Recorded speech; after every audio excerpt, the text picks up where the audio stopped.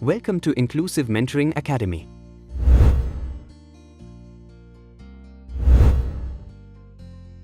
IMA is launching a basic Excel course and an intermediate Excel course. Now, why do we use Excel? If you are a college student, studying, or a working professional,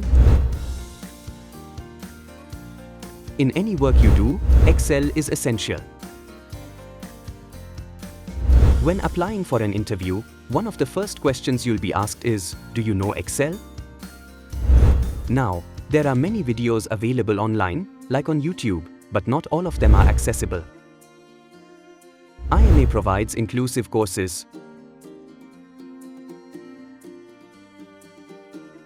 which means there is interpretation and closed captions in English.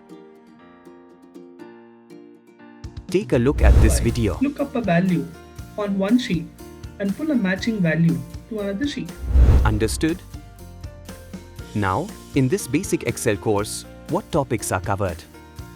Look here. Basic Excel course.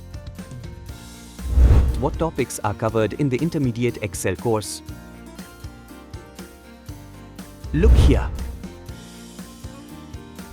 Hope that's clear. We'll give you an app link. Kindly download it from the link below.